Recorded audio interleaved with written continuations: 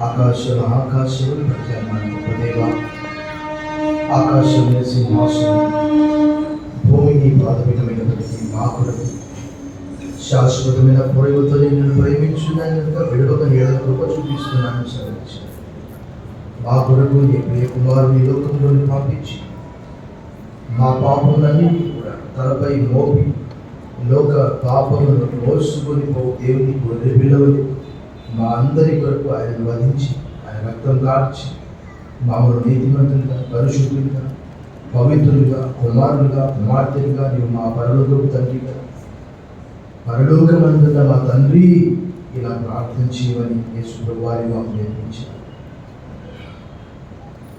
నువ్వు మా తండ్రివి, మేమందరం నీ కుమారులను, కుమార్తెలు. కొరతలకు రాసిన 2వ పత్రిక 6వ అధ్యాయంలో చివరి వచనంలో అంటున్నాను, మామూలు నీ కుమారులుగా, కుమార్తెలుగా ఏర్పరచుకున్నట్టు బదలను చెల్లిస్తూ ఈ స్తుతి ఆరాధన మా రక్షకుడు, మా విమోచకుడు, మా కాపరి త్వరగా రాని క్రీస్తు సర్వశక్తి గల నామంలో నేను సమర్పిస్తున్నా. మా ప్రియ పరలోకపు తండ్రి. దయచేసి కూర్చోండి. Please be seated. ఈ ఉదయకాల ఆరాధనకు వచ్చిన అందరినీ ప్రేమపూర్వకంగా ఆహ్వానిస్తున్నాను. A warm welcome to this Love Star Telugu Baptist Church service and greet you all in the name of our Lord and Savior Jesus Christ. ప్రభువును రక్షకుడైన యేసుక్రీస్తు వారి దివ్య నామములో మీ అందరికి శుభములు, సమాధానం కలుగుగాక. ఈ దినము తల్లుల దినోత్సవం మనం జరుపుకుంటున్నాము. Today we celebrate the Father's Day. తల్లులైనటువంటి వారందరికీ కూడా, మీ అందరికీ కూడా I wish you all the fathers a happy Father's Day. మీ అందరు కూడా ఒకరికొకరు ఫాదర్స్గా ఉన్నటువంటి వారు పక్కవారికి విషయం చెప్పుకోండి.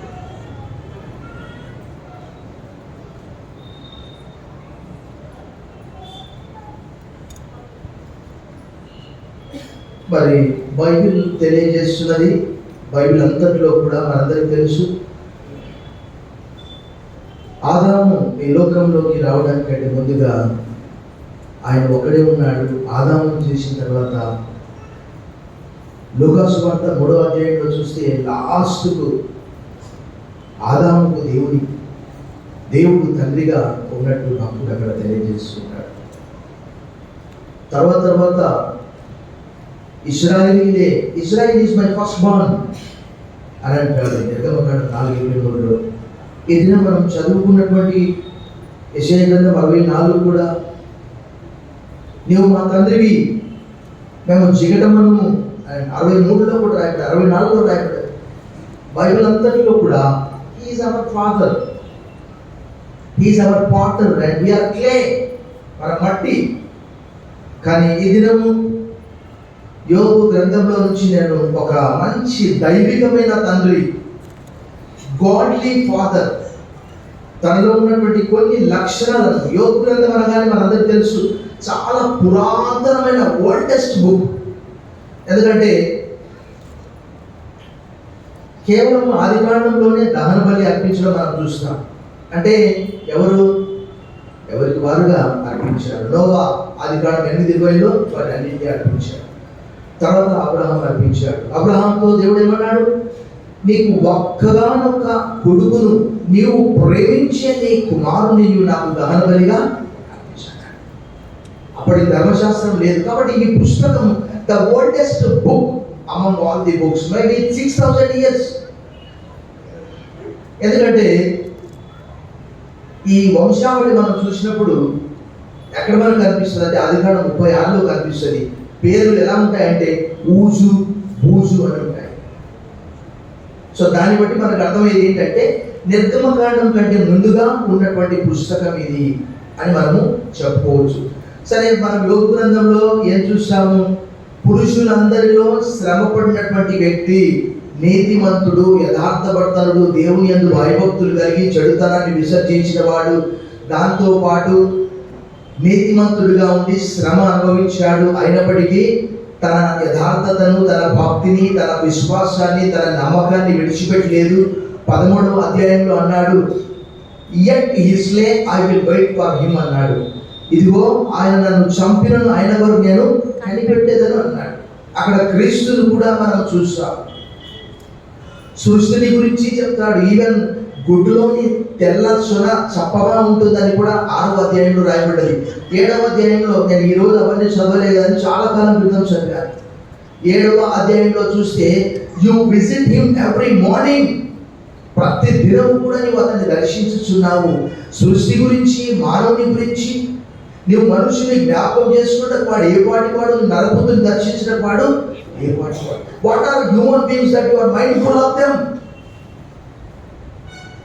But even though the Bible says that God visits human beings at every morning, that is in the book of Job chapter 7. సృష్టి గురించి రాయబడినది. సృష్టిలోని ప్రతి పక్షి, పావురము, జలచరాలు అన్నిటి గురించి రాయబడ్డది. చివరికి యోబు యొక్క యథార్థతను బట్టి 200గా తన దీవెన పొందుకున్నట్టు రాయబడ్డది. కానీ ఇంతవరకు మనకు తెలుసు అంతే. But today the godly fatherhood of Job, దైవికమైనటువంటి తండ్రిగా ఆయన ఎలా ఉన్నాడో మనం కొన్ని విషయాలు ఇదిన మనము నేర్చుకుందాము. Open your Bibles with me to the book of Job chapter 1. యోబు గ్రంథంలో నుంచి మనం ఇదినము కొన్ని పాఠములు నేర్చుకుందాము. ఇందులోని కొన్ని విషయాలు నేను మీకు చెప్తూ ఉంటాను, మీరు గమనించాలని కోరుతూ ఉన్నాను. నేను చెప్పాను ఓవరాల్ గా Job was a righteous man. The book of Ezekiel chapter 14 verse 14, Ezekiel గ్రంథం 14:14లో దేవుడే అన్నాడు, ఏమన్నాడు? నోవహు, దానియేలు, యోబు ఆ దేశంలో ఉంటే కూడా తమను తామే రక్షించుకుంటారు కానీ వారి పిల్లలు కూడా రక్షించబడరు అన్నాడు. మళ్ళీ యాకోబు పత్రిక 5వ అధ్యాయంలో సహించిన వారిని మనం ధన్యులు అనుకుంటున్నాము కదా అనే భక్తుడు యేసుక్రీస్తు వారి సహోదరుడు యాకోబు కూడా 5వ అధ్యాయంలో చెప్తాడు. So you forget all that, అన్నిటినీ కాగా మర్చిపోయి దినము the godly fatherhood of Job, దైవికమైనటువంటి తండ్రి లక్షణాలు. ఈరోజు ప్రపంచమంతా రెండుగా విడిపోయి యుద్ధాలు ఎందుకు జరుగుతున్నాయంటే మనందరికీ తెలుసు. చాలా మంది అంటారు కేవలం తండ్రులు మాత్రమే ప్రార్థన చేయాలి, తండ్రి ప్రార్థన చేయాల్సిన అవసరం లేదు. Because father has lot of businesses, he goes out and he earns money for the family sake. Yes, he strives, struggles, కష్టపడతాడు, డబ్బు తెస్తాడు. మరి కుటుంబాన్ని ఎవరు చూస్తారు? ఈరోజు ప్రపంచమంతా కూడా పాడు కావడానికి గల కారణాలు ఏంటి అంటే తండ్రిలో ఆ గుణగణాలు పిల్లలు చూడలేకపోతారు. తండ్రి ఏమంటాడంటే నువ్వు సండే స్కూల్ పోరా, నువ్వు యూత్ మీటింగ్ పోరా. మరి నీవెక్కడికి పోతుంటాడి? నేను ఎక్కడ పోతాను లేదా, నీకెందుకు, నీవైతే పో. కానీ ఇక్కడ యోబు యొక్క గుణగణాలు మనం కొన్నిటిని మనం వరుసగా పరిశీలిస్తాం. యాజ్ ఎ ఫాదర్, యోబు ఒక తండ్రిగా he was a man of character. First విషయం, he was a man of character. అతని గుణగణాలు ఎలా ఉన్నాయంటే అతడు యథార్థపడుతుడు, నీతిమంతుడు, భయభక్తులు కలిగి చెడుతనాన్ని విసర్జించినటువంటి వాడు. మొదటి అధ్యాయం నుండి 42 వరకు అదే విషయాన్ని మనం చూస్తాం. అతని యొక్క నీతి, అతని యొక్క యథార్థత దేవుని వాక్యంలో ఏమని రాయబడ్డది? సామెతలు 3:33లో భక్తిహీనుల ఇంటి మీదకి శాపమే వచ్చును, కానీ నీతిమంతుల నివాస స్థలం ఆయన ఆశీర్వదించును. హీ బ్లెస్డ్ ద రైచియస్ అబోర్డ్ అనే మాట ఆంగ్లంలో రాయబడింది. మరి ఆయన నీతిమంతులుగా ఉన్నాడు. నిజంగా తండ్రులు ఎలా ఉంటే పిల్లలు కూడా అలాగే అవుతారు. ఎందుకంటే మన దేవుని వాక్యంలో ఏం చూస్తాం అక్కడ? కీర్తనల గ్రంథం అంతా కూడా 2గా విభజిస్తే దాంట్లో 1 నీతిమంతులు, 2 భక్తిహీనులు. సో ఇక్కడ ఈయన కూడా ఆయన క్యారెక్టర్ ఉన్నది. ఆయన గుణగణాలు ఎలాంటివి అంటే ఆయన నన్ను శోధించిన మీదట నేను అలాంటి క్యారెక్టర్. కష్టం వచ్చినప్పుడే తెలుస్తుంది, నష్టం వచ్చినప్పుడే తెలుస్తుంది, క్యారెక్టర్ బయటపడుతుంది. అబ్రహాం లింకన్ అంటాడు, నువ్వు ఒక వ్యక్తికి పదవి ఇచ్చి చూడు, అతను ఎలా మారిపోతాడో తెలుసు. అలాగే ఈ మంచి తండ్రిలో ఉన్నటువంటి గుణగణాలు ఏంటి అని అంటే అతనిలో చెడుతనం ఏమాత్రము లేదంట. ఎందుకంటే దేవుడి వాక్యంలో రాయబడ్డది, భక్తులు ఎలీఫస్ వారి యొక్క స్నేహితుడు అంటాడు 4వ అధ్యాయం 6వ వచనంలో, నీ భక్తి నీకు ధైర్యం పుట్టించదా, నీ నిరీక్షణ నీకు ఆధారం కాదా? 1వ అధ్యాయంలో 1వ వచనం అక్కడ గ్రంథకర్త చెప్తాడు, తర్వాత దేవుడు చెప్తాడు, తర్వాత అపవాది చెప్తున్నాడు, తర్వాత 2వ అధ్యాయం 3వ వచనంలో కూడా దేవుడు మరలా సాక్ష్యం ఇస్తున్నాడు. ఏమన్నది? నీవు నా సేవకుడైన యోబు సంగతి ఆలోచించావా సాతానా? అతడు ఎలా ఉన్నాడు? యథార్థవర్తనుడును న్యాయవంతుడై దేవుని యందు భయభక్తులు కలిగి చెడుతనం విసర్జించిన వాడు. భూమి మీద అతని వంటి వాడు ఎవడును? చూడండి, ఆయనలో చాలా మంచి గుణగణాలు ఉన్నాయి. పనిచేసేవారు మొదలుకొని, స్త్రీ మొదలుకొని 31వ అధ్యాయంలో అంతా చెప్తాడు. ఒకవేళ నేను విడుదల ఇవ్వకుండా నేను చేయి బిగబడితే నా చేయి తెగి కింద పడిపోను కాకంటాడు. ఒకవేళ నా కంటితో నేను ఒక స్త్రీని చూస్తే స్త్రీని చూడకుండా నేను ఒక నిబంధన చేసుకున్నానంటాడు 31వ అధ్యాయం 1వ వచనంలో. నా కన్నులతో నేను ఒక నిబంధన చేసుకున్నాను. అన్ని విషయాల్లో, ప్రార్థన విషయంలో, ఆర్థిక విషయంలో, ఆరోగ్య విషయంలో, ఆధ్యాత్మిక విషయాల్లో, వ్యాపార విషయాల్లో ఎంత ధనవంతుడు ఆయన, ఎలాంటి గర్వము లేదు. ఆయనకున్నటువంటి 7,000 గొర్రెలు, 3,000 ఒంటెలు, 500 జతల ఎడ్లు, 500 గాడిదలు, పెక్కుమంది. ఎలా ఉండాలి కదా? కొంతమంది డబ్బు రాగానే ఏమైపోతుందంటే చూస్తూ ఏమంటారంటే వారి కళ్ళు ఎత్తికెక్కినేరా అంటారు. దావీదు ఏమంటారు 133 వచ్చినప్పుడు, యెహోవా నా హృదయం అహంకారం గలది కాదు, నా కళ్ళు మీద చూసుకో. మన కళ్ళు ఎత్తికెక్కినేరా, వాడికి అనిపిస్తుంది వాడికి డబ్బు వచ్చింది, వాడు మారిపోయాడురా. కానీ ఇతరులు ఆ మంచి తండ్రి లక్షణాల్లో మొట్టమొదటి క్యారెక్టర్. రెండవది చూస్తే మనము చూడండి, as a father he was a man of commitment. ఒక దృఢమైనటువంటి ఒక కమిట్మెంట్ తీసుకున్నాడు, ఒక నిర్ణయం, ఒక నిశ్చయత, ఒక ఆలోచన. ఏంటి కనుకనంటే నిరంతరము తన పిల్లల కొరకు ప్రార్థిస్తూ ఉండాలి. అదే అతని డ్యూటీ. చాలా మంది అంటారు, ఎప్పుడో ఉదయం వెళ్ళి తండ్రి సాయంకాలం రాత్రి పిల్లలు లేవకంటే ముందుగా వెళ్ళి పిల్లలు పడుకున్న తర్వాత వచ్చే తండ్రులు ఉన్నారు. కొంతమంది అయితే తండ్రి ఎలా ఉంటాడో కూడా చూడని వాళ్ళు కూడా ఉన్నారు. ఎందుకంటే ఆ శిశువు లేచే వరకు ఆ తండ్రి అక్కడ ఉండడు. ఏమంటారంటే అవుట్ టు ఎండ్, నా కుమారుడి వరకు నేను డబ్బు సంపాదించాలి. కానీ చివరికి నీవు కుమారుడి వరకు డబ్బు సంపాదిస్తావు, కానీ అది నీవు అనుభవించలేవు. నీ ఇన్వెస్ట్మెంట్ అంతా కూడా నీవు ఎంతో కష్టపడి సంపాదిస్తావు, కానీ చివరికి అది నీవు దాన్ని అనుభవించలేదు. నీ కుమారుడు కూడా కొన్నిసార్లు అనుభవించకపోవచ్చు. ఎందుకంటే ఆ డబ్బు ద్వారా అతనికి క్యారెక్టర్ రాకపోవచ్చు, అతని లోకంలో కలిసిపోవచ్చు. కానీ ఇలా చేసినటువంటి పని చూడండి, మొదటి టైంలో as a father he was a man of commitment. 5వ వచనం చూడండి, వారి వారి బిందు దినములు పూర్తి కాగా యోబు తన కుమారులు పాపము చేసి తమ హృదయములలో దేవుని దూషించిరేమో అని వారిని పిలువనంపించి వారిని పవిత్రపరిచి అరుణోదయమున లేచి వారిలో ఒక్కొక్కరి నిమిత్తమై దహనబలి అర్పించు వచ్చెను. యోబు నిత్యము అలాగూ. మొదటి అధ్యాయం 5వ వచనంలో ఇలా రాయబడినది ఆంగ్లంలో. And when the feast days had run their course, Job would send and sanctify them, and he would rise early in the morning and offer burnt offerings according to the number of them all. For Job said, it may be that my children have sinned and cursed God in their hearts. This is what Job always did. ఒకవేళ వారి హృదయములలో దేవుని దూషించిరేమో,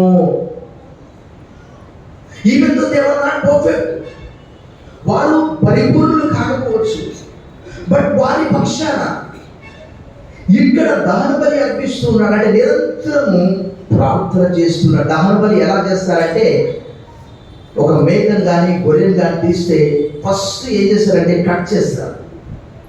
first తల cut చేయాలి. తర్వాత ఏం చేస్తారంటే ఈ మొండిని పక్కకు పెట్టేసి తర్వాత మొత్తం బలుస్తారనమాట.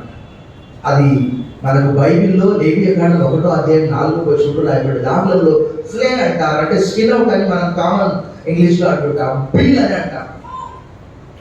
అన్ని సపరేట్ చేసి కట్టెలు పేర్చి ఆ కట్టెల పైన ఈ మాంసం అంతా పూర్తిగా దహించి వేయాలి. అది బూడిదగా మారిపోవాలి.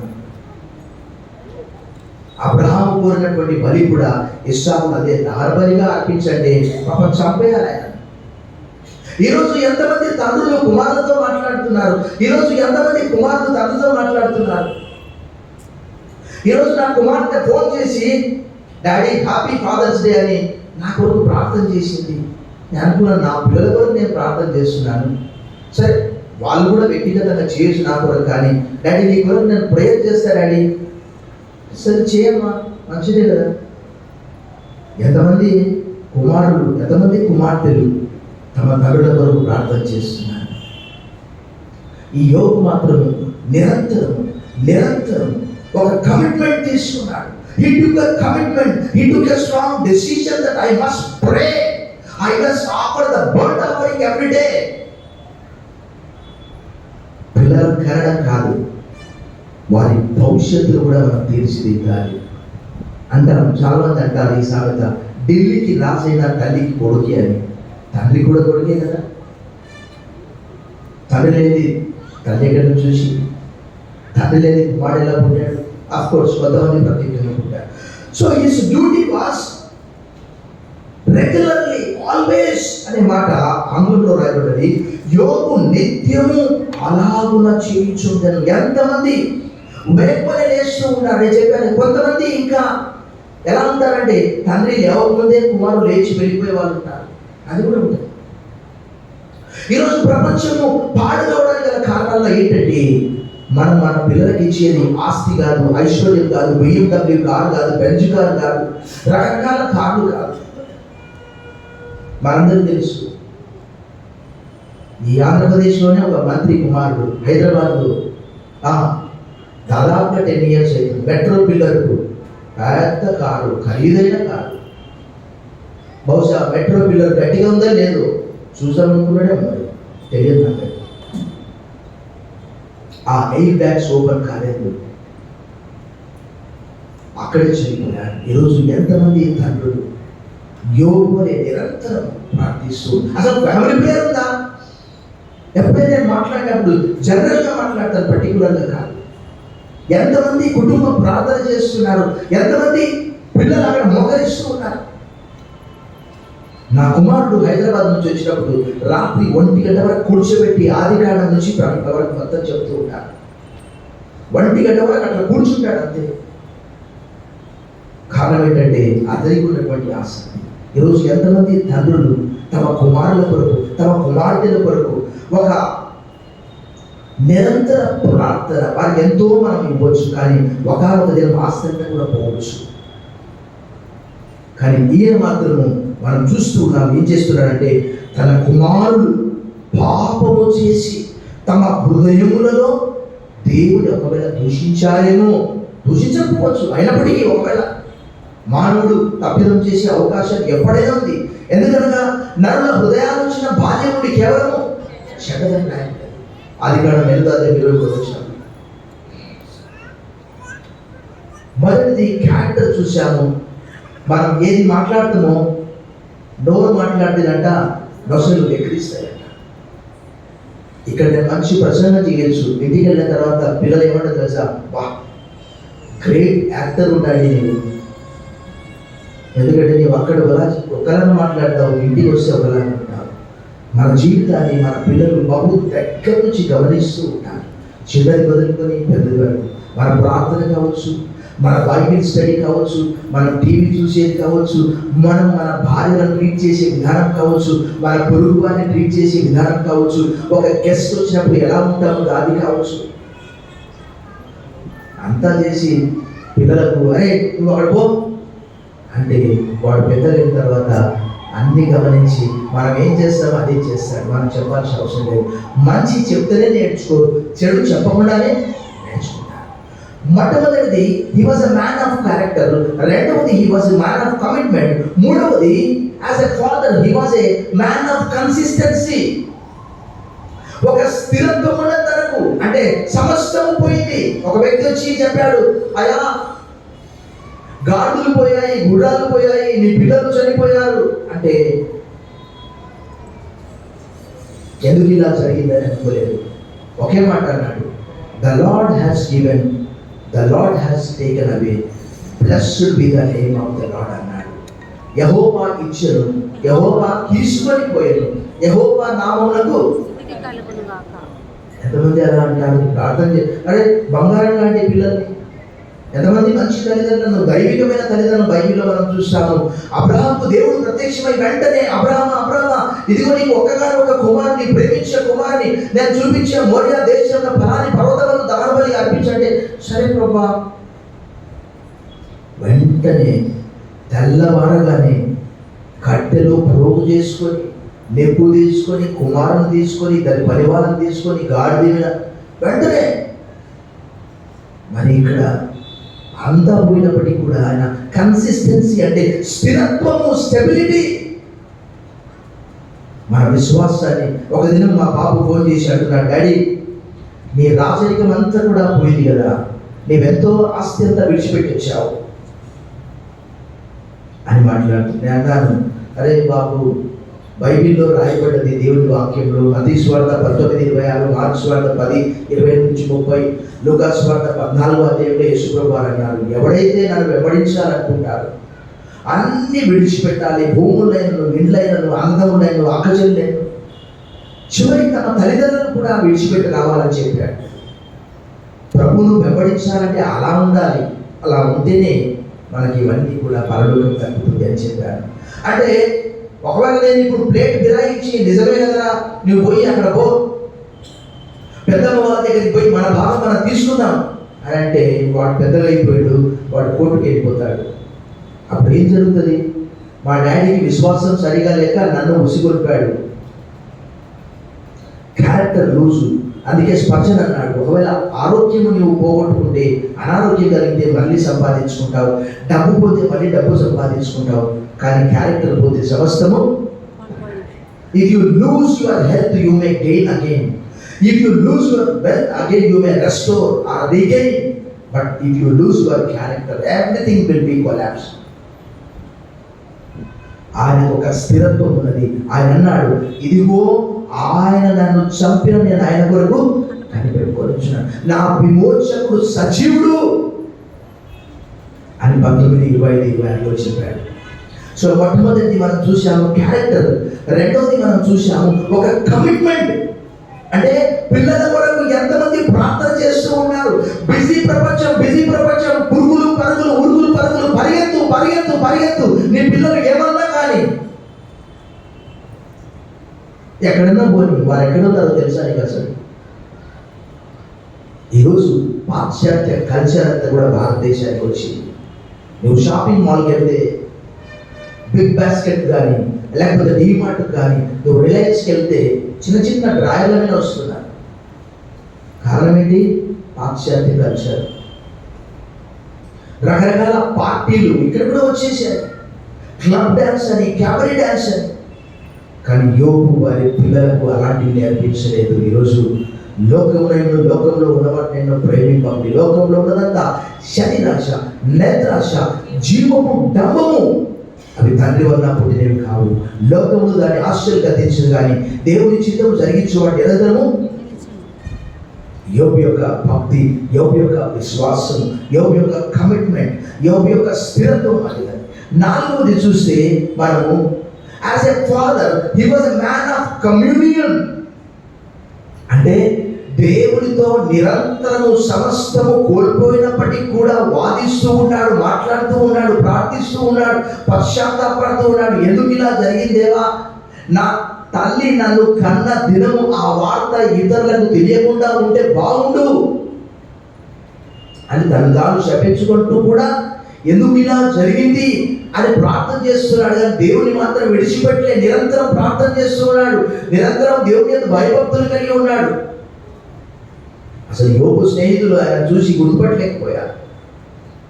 ఈ దినాల్లో మనందరికీ తెలుసు, ఏదైనా చిన్న అపాయం అయితే, నాకు తెలుసు, ఎవరైనా బండి కొని యాక్సిడెంట్ అయిందంటే ఏం చేస్తారు తెలుసా? ఈ బండి నాకు అచ్చుబాటు రాలే, వెంటనే బండి మార్చేయాలి. 6 నెలలకు ఒక బండి మార్చేవారు ఉంటారు, 6 నెలలకు ఒక ఫోన్ మార్చేవారు ఉంటారు, సంవత్సరానికి ఒక ఇల్లు మారేవారు ఉంటారు. కానీ యోబు అలా అనుకోలేదు. సమస్తము కోల్పోయినప్పటికీ దేవునితో నిరంతరము 13వ అధ్యాయంలోనే ఇందాక చెప్పాను, ఆయన నన్ను చంపినను కూడా నేను ఆయన వరకు కనిపెట్టుకొని ఉంటాను అని 13:15 చెప్పాడు. చూడండి 13:15.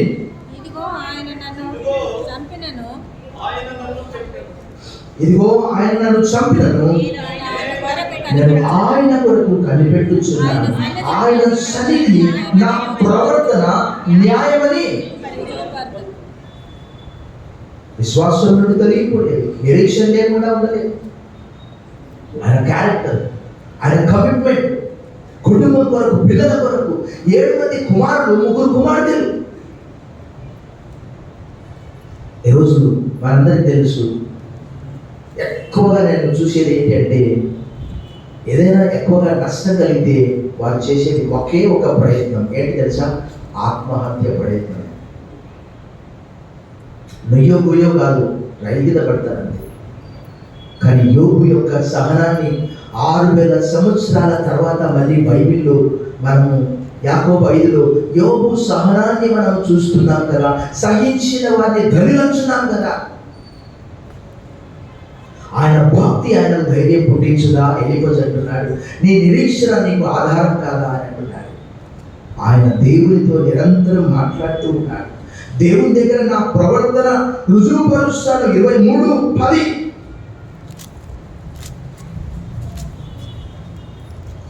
చూడండి, నేను నడుచు మార్గము ఆయనకు తెలియను, ఆయన నన్ను శోధించిన తర్వాత నేను సువర్ణం వలె కనబడుదును.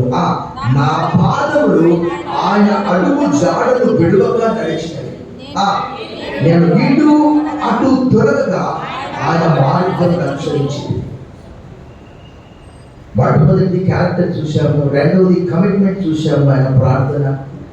ఈరోజు టెక్నాలజీ పెరిగిపోయింది, కానీ మానవుడు పూర్తిగా అధమ పాతాళానికి పడిపోయాడు. టెక్నాలజీ మనుషులను కాపాడలేకపోతుంది. టెక్నాలజీ రకరకాల వ్యాధులు తీసుకొని వచ్చింది. గంటల తరబడి ఫోన్ చూస్తూ, టీవీ చూస్తూ, ల్యాప్టాప్ చూస్తూ, డెస్క్టాప్ చూస్తూ కూర్చున్న కాడి నుంచి లేవలేక రకరకాల జబ్బులతో, ప్రార్థన లేదు, వాక్యం లేదు, ఏది లేదు. అక్కడ అపవాది తీసివేయక ఏం చేస్తాడు? నీతిమంతుల గుడారములలో రక్షణ గుడిచిన ఉత్సాహ సునాద వినపడ్డు, యెహోవా దక్షిణహస్తము సాహస కార్యములను. మరి ఇంట్లో ప్రార్థన పక్క వాళ్ళకన్నా వినిపిస్తుంది. అసలు రకరకాల వాయిద్యాలు. నాకు డ్రమ్ము తెచ్చుకోవాలని ఇంకా కంజర్ తెచ్చాను, కంజర్లు చాలా ఉన్నాయి, డ్రమ్ము తెచ్చుకొని కొట్టాలని ఇంకా. ఎందుకంటే కనీసం ఏం జరుగుతుంది ఇక్కడ? ఇక్కడ ఒక క్రైస్తవ గృహం ఉన్నది. యోబు గురించి ఏమని రాయబడ్డది? తూర్పు దేశం వాళ్ళలో అత్యధికమైన ధనవంతుడైన. బహుశా ఆ ప్రాంతం అంతా కూడా ఆయన చాలా ఫేమస్ అన్నమాట. భారతదేశంలోనే కాదు, ప్రపంచంలో రిలయన్స్ అంబానీ అంటే తెలియని వాళ్ళు ఎవరైనా ఉంటారా? ఇప్పుడు ఇంకా రిలయన్స్ అంబానీ వెనక దోసేసి అదాని అంటే తెలియనటువంటి వారు ఉంటారా ఇప్పుడు? అలాగే ఈయన కూడా ఆ దేశంలో, ఆ ప్రాంతంలో అత్యధికమైనటువంటి ధనవంతుడు, కానీ సమస్తం కోల్పోయాడు. బహుశా ప్రజలందరికీ కూడా తెలిసి ఉండవచ్చు. అయినప్పటికీ కూడా దేవుని వాక్యంలో రాయబడింది, యెహోవాను ప్రేమించు వారిలాగా చెడుతనాన్ని అసహించుకోనండి అని 90వ కీర్తన 10వ వచనంలో రాయబడింది. అదే 12 రోమపత్రిక 9వ వచనంలో hate what is evil and clean what is good అనే మాట రాయబడింది. చెడ్డదాన్ని అసహించుకొని మంచిదాన్ని హత్తుకొని ఉండండి. సో యోబు అలాంటి వాడు, దేవుడితో నిరంతరము కమ్యూనికేషన్ ఉన్నది ఆయనకు. చివరిగా నాట్ లీస్ట్ బట్ లాస్ట్, చివరిది ఏంటంటే, Job as a father he was a compensation అంటే తాను కోల్పోయిందంతా కూడా రెండంతలుగా ఆశీర్వాదం పొందుకున్నాడు సహనాన్ని బట్టి. యోబు గ్రంథం 42 చదువుకొని మనం ముగించుకుందాం. Book of Job chapter 42 verse 12. యెహోవా యోబును మొదట ఆశీర్వదించినంత కంటే మరి అధికముగా ఆశీర్వదించెను. అతనికి 14,000 గొర్రెలను, 6,000 ఒంటెలను, 1000 జతల ఎడ్లను, 1000 ఆడి గాడిదలను కలిగెను. మరియు అతనికి 7 కుమారులు, 3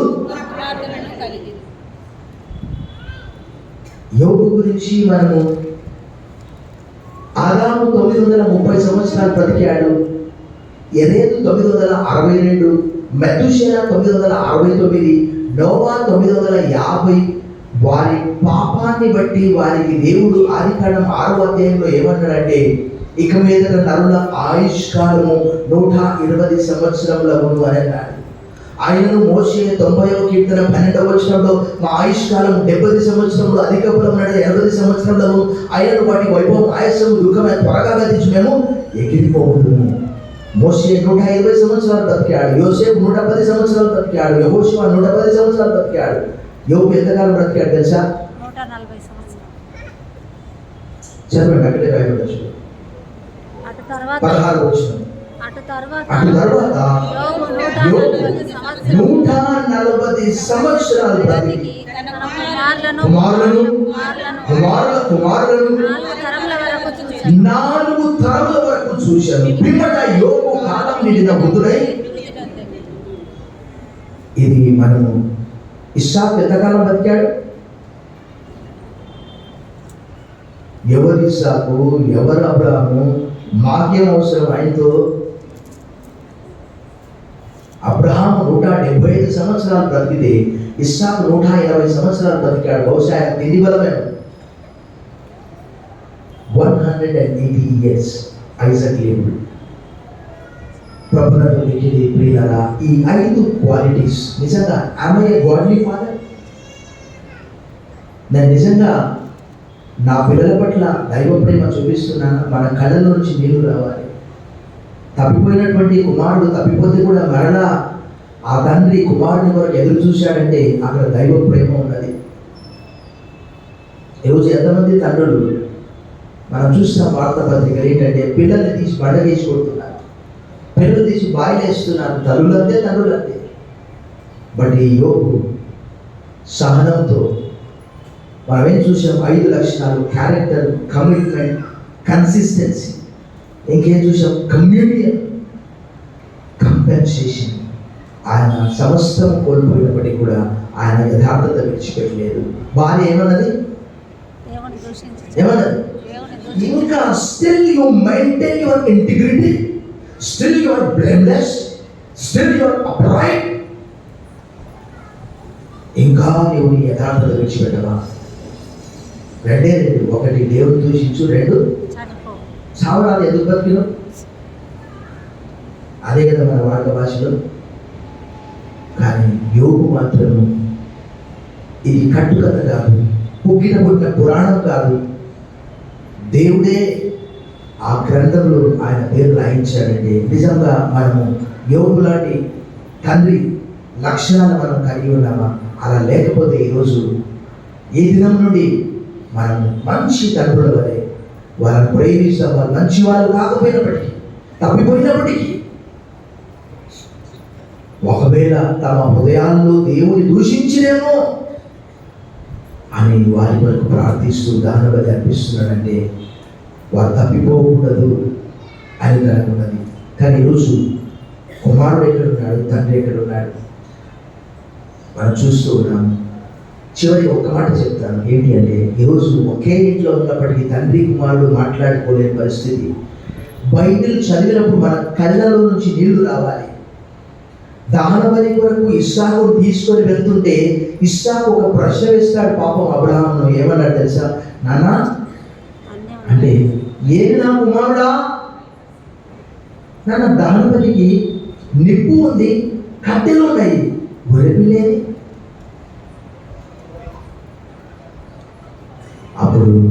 మొదటగా మన కళ్ళలో నుంచి నీళ్ళు రావాలి. Do we love our children? మన పిల్లల్ని మనం ప్రేమించగలుగుతున్నామా? Love covers multitudes of sins. దేవుడు ఇశ్రాయేల్ ప్రజల్ని ఎంత పాపం చేసినప్పటికీ ఎఫ్రాయిముకు నలగనేర్పిన వాడు నేనే, ఇశ్రాయేల్ నా జ్యేష్ఠ కుమారుడు అన్నాడు. స్టిల్ అంత పాపం చేసినప్పటికీ వాళ్ళు నా పిల్లలు. మిమ్మల్ని ముట్టినవాడు నా కడుగుడ్లు ముట్టినవాడు అన్నాడు. తలగొచ్చటి ప్రార్థన చేశాం. సర్వశక్తిగా దేవా, ఈ దినం నీవే మాకు పరలోకపు తండ్రిగా ఉన్నావు. God cannot be everywhere. So because of that, God has placed the parents, that may be father, that may be mother. దేవుడు ప్రతి చోట ఉంటాడు కాబట్టి తల్లిదండ్రులను ఈ లోకంలో ఉంచాడు. నీవే మాకు పరలోకపు తండ్రి, నీ ప్రేమను బట్టి వదలము. ఈ లోకపు తండ్రిగా మా బాధ్యత యోగువనే నెరవేర్చుటకు, ప్రార్థించుటకు, వారి కొరకు నిరంతరం శ్రమ పడుటకు, విజ్ఞాపన చేయటకు సహాయం చేయండి. యేసు నామములో ప్రార్థిస్తున్నాం తండ్రి. ఆమేన్.